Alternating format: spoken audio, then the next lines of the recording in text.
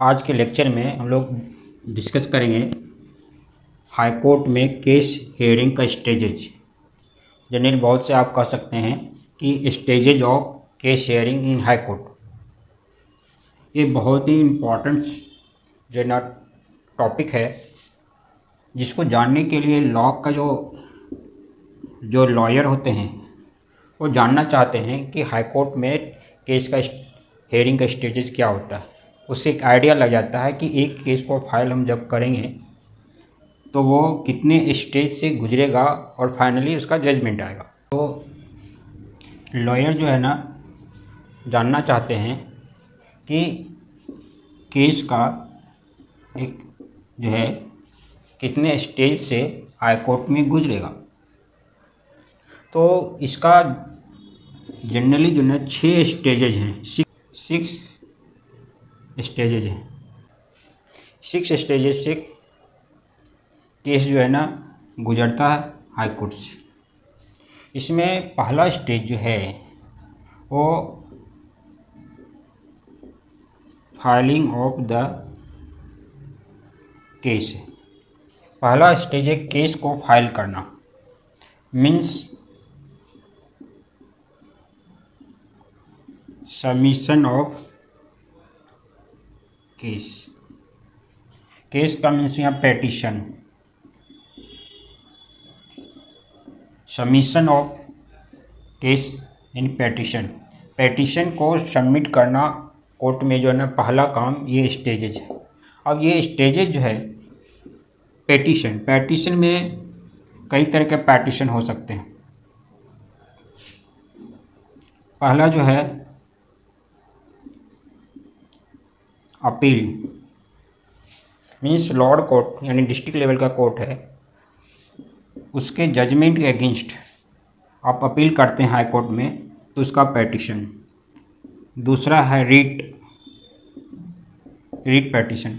किसी तरह का आपका फंडामेंटल राइट का वायलेशन होता है तो आप सबमिट करते हैं पेटिशन, तो ये रीट पेटिशन होता है।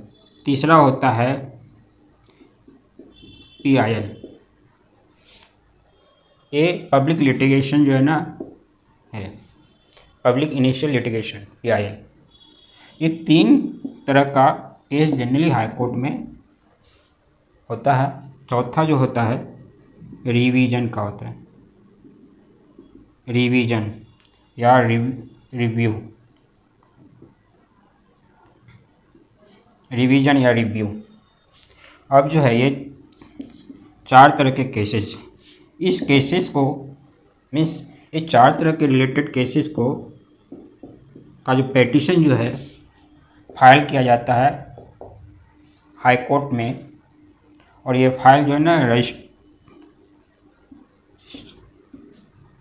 रजिस्ट्रार के पास फाइल किया जाता है।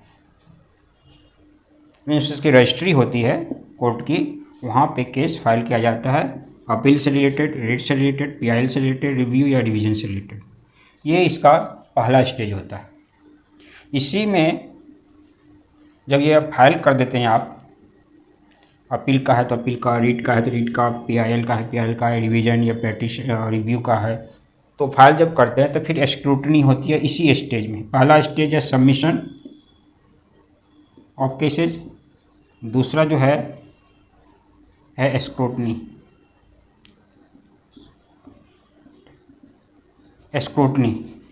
आप सबमिट जो करते हैं केस को, वो अपील का केस है, रीट का केस है, PIL का केस है, रिवीजन का, रिव्यू का, इसका जो है यहाँ पर रजिस्ट्रार के पास स्क्रूटनी होता है। मीन्स आपने केस फाइल सही किया है या नहीं किया है। केस फाइल किया है तो डॉक्यूमेंट्स केस से रिलेटेड लगाया है या नहीं लगाया है। केस जो फाइल किया है उसका लैंग्वेज कोर्ट का लैंग्वेज है या नहीं है। जनरली जो है ना लोकल लैंग्वेज में डाले जाते हैं, लेकिन जो है बहुत से जज जो होते हैं या जस्टिस जो होते हैं वो इंग्लिश जानते हैं, लोकल लैंग्वेज नहीं जानते हैं। तो फिर आपको उस लोकल लैंग्वेज, अगर हिंदी का है तो हिंदी, अगर डिफ़िकल्टी है किसी जज के लिए तो आपको कहेगा कि इंग्लिश में आप ट्रांसलेट करा के लाइए। तो यहाँ पे स्क्रूटनी में वही सब डॉक्यूमेंट चेक किए जाते हैं जो आपसे रिलेटेड, अपील से, रीड से, PIL से, रिवीजन या रिव्यू से, फिर लैंग्वेज सही है या नहीं, आप जो लैंग्वेज दिए हैं वो पढ़ने योग्य है या नहीं, कि ऐसे लिख दिए हैं कुछ जो है ना वो पढ़ा ही नहीं जा रहा, मीन्स जज को पढ़ा ही नहीं जाएगा, वो पढ़ ही नहीं सकता, तो वो सब यहाँ पे चेक होते हैं इस स्टेज में। जब ये सब स्टेज में अगर सब कुछ सही पाया जाता है, मीन्स आपका जो है ना डॉक्यूमेंट भी सही है, सब कुछ है, पेटिशन भी है, लैंग्वेज भी सही है, पढ़ने योग्य है, सब कुछ जब सही होता है तो फिर दूसरा स्टेज जो आता है वो एडमिशन का स्टेज आता है, एडमिशन स्टेज। अब ये एडमिशन स्टेज में क्या होता है, पहला स्टेज में जो आपने फाइल किया, केस का स्क्रूटनी हो गया, यानी पिटीशन का सब कुछ सही है, तो फिर ये केस जो है ना जज के पास जाता है, यानी आपका लिस्टिंग हो जाता है यहाँ पे। एडमिशन स्टेज का मीन्स हो गया लिस्टिंग ऑफ केस। अब है कि लिस्टिंग ऑफ केस जब हो जाता है तो जज के पास केस आता है, और किस कोर्ट में, कोर्ट नंबर जो है ये आपको बता दिया जाएगा, किस जज के पास, किस कोर्ट के पास में जो है आपका हियरिंग होगा। तो ये एडमिशन स्टेज में पहला स्टेप ये होता है। फिर दूसरा स्टेप जो है ना एडमिशन स्टेज में जज बैठते हैं और फिर आपका एडवोकेट जो है वो आमने सामने होगा, एडवोकेट केस के बारे में बताएगा कि उसने केस क्यों फाइल किया है, यानी पेटिशन में जो बात है उसको बताएगा। जब बताएगा तो अब ये जो है ना जज मेरिट ऑफ केस देखता है, मेरिट ऑफ केस, जज जो है मेरिट ऑफ केस देखता है। अब जब ये मेरिट ऑफ केस देखेगा, अगर ये एक्सेप्टेबल है, मेरिट है केस में, तो एक्सेप्ट हो जाता है, अदरवाइज रिजेक्ट हो जाएगा। अगर मेरिट है केस में तो एक्सेप्ट होगा, नहीं है मेरिट है तो रिजेक्ट हो जाएगा। मेरिट का कहने का अर्थ हुआ कि आपने जो केस फाइल किया है वो सही है, हाई कोर्ट के पास पावर है या जुरिडिक्शन है केस सुनने के लिए, तो उसके वो मेरिट होता है। और फिर जो है ना किस लिए आपने फाइल किया है वो रिलेटेड है या अपील लेवल या रीट से या पीआईएल से या रिव्यू से है या नहीं है, वो सब मेरिट के अंदर आता है। वो अगर मेरिट होगा, एक्सेप्ट होगा, फिर या तो रिजेक्ट हो जाएगा। अगर एक्सेप्ट होगा तो फिर तीसरे में नोटिस इशू किया जाता है अपोजिट पार्टी को, अपोजिट पार्टी जो है जिसको आप, जिसके अगेंस्ट किए हैं वो अगर कोई प्राइवेट पार्टी है, प्राइवेट है या गवर्नमेंट है, अगर रीट फाइल किए हैं तो गवर्नमेंट होगा, अगर पीआईएल फाइल किए हैं तो गवर्नमेंट होगा, अगर क्रिमिनल केस है तो अपोजिट पार्टी गवर्नमेंट ही होगा, अगर सिविल केस है तो अपोजिट पार्टी कोई भी आदमी, प्राइवेट आदमी होगा, उसको नोटिस इशू किया जाता है। तो ये दूसरा स्टेज एडमिशन स्टेज है। तीसरा स्टेज जो है ये प्रिलिमिनरी स्टेज होता है। प्रिलिमिनरी स्टेज में होता है क्या है, जब सेकंड स्टेज में एडमिशन स्टेज में जब पार्टी को नोटिस इशू किया तब तो पार्टी आएगा कोर्ट में, तो वही प्रिलिमिनरी स्टेज में बोथ पार्टी, दोनों पार्टी जो है ना अवेलेबल होता है, और ये दोनों पार्टी अवेलेबल होता है तो कोर्ट जो है ना अपोजिट पार्टी से जब पूछती है केस के बारे में, तो अपोजिट पार्टी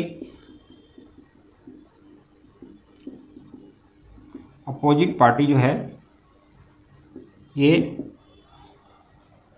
केस को अपोज करता है। यहाँ पे जो है ना शॉर्ट रूप से हियरिंग होती है, और फिर केस का जो मेरिट था उस पर थोड़ा सा हियरिंग होती है।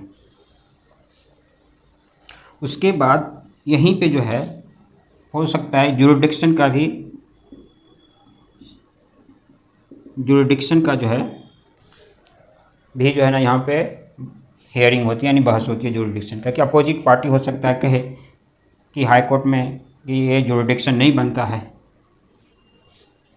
हाई कोर्ट सुनने योग्य नहीं है ये,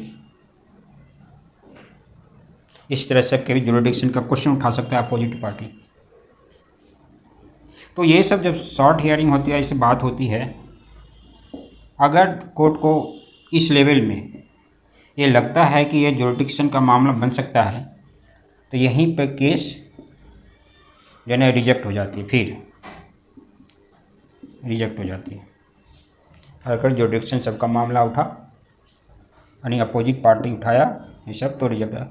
अगर जुरिडिक्शन का मामला नहीं उठा तो शॉर्ट हियरिंग के बाद यहाँ पे मैटर ख़त्म हो जाती है। फिर जो है ना चौथा स्टेज होता है सबमिशन ऑफ रिटन जो है ना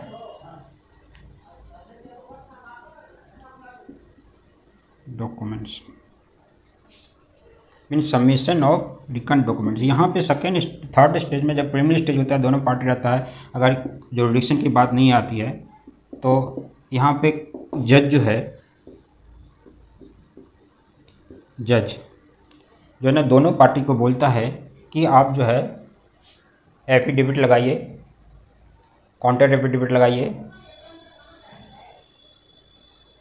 और फिर जो है यहाँ पे जज जो है अपोजिट पार्टी को बोलता है काउंटर एफिडेविट लगाने के लिए, फिर जो भी केस फाइल किया उसको एफिडेविट लगाने बोलता है। और भी अगर किसी तरह का डॉक्यूमेंट मिसिंग रहता है या डॉक्यूमेंट की रिक्वायरमेंट लगता है जज को यहाँ प्रीलिमिनरी स्टेज में कि डॉक्यूमेंट लगाना है दोनों पार्टी में से किसी को भी या दोनों को, तो यहाँ पे उनको कहा जाता है करने के लिए।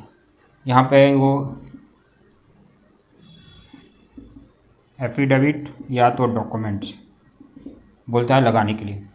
तो यही है यहाँ पे सबमिशन ऑफ रिटर्न सबमिशन जो होता है, यानी सबमिशन ऑफ रिटर्न स्टेटमेंट जो है ना यहाँ पे देना पड़ता है एफिडेविट के रूप में या फिर डॉक्यूमेंट जो है ना जमा करना पड़ता है, जो प्राइमरी स्टेज में जज को लगता है यहाँ पे करना पड़ता है। ये एक स्टेज होता है। कोर्ट यहाँ पे इस स्टेज में सब कुछ ले लेता है। तो पांचवा स्टेज जो होता है फाइनल हियरिंग का, फाइनल हियरिंग स्टेज। इस स्टेज में जो है दोनों तरफ से बोथ पार्टीज हियरिंग में भाग लेता है और जज जो है दोनों हियरिंग पार्टी को सुनता है और बहुत डिटेल में ये हियरिंग जो है ना होती है, डिटेल में हियरिंग होती है, डिटेल हियरिंग होती है। यहाँ डिटेल हियरिंग होने के बाद पांचवा स्टेज में अब जजमेंट की बारी आती है। छठा स्टेज जो है जजमेंट का स्टेज होने के बाद जजमेंट के लिए जज जो है तैयार हो जाते हैं।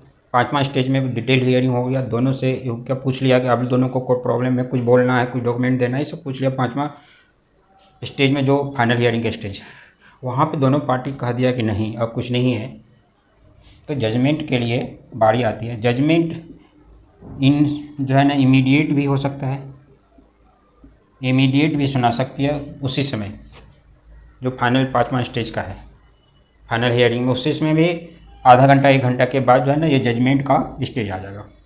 या फिर जो है ना इमीडिएट नहीं होगा तो फिर जो है ना जजमेंट के लिए रिजर्व रख लिया जाता है, जजमेंट के लिए रिजर्व रख लेता है। अब ये रिजर्व लग जाता है, आप 2 दिन के बाद सुनाएगा, जो है ना 10 दिन 15 दिन 1 महीना जैसा केस होता है उसके हिसाब से उसको रिजर्व रख लिया जाता है। जब जजमेंट आता है इमीडिएट हो या ये हो तो उसमें इमीडिएट है या जजमेंट रिजर्व है दोनों में सेम है, तो जजमेंट जब आता है तो उसमें अपील का केस है तो अपील, रीट का केस है तो रीट, या फिर पीआईएल का है तो पीआईएल, या रिवीजन का है तो रिवीजन, रिव्यू क्या तो रिव्यू, ये एक्सेप्ट होती है।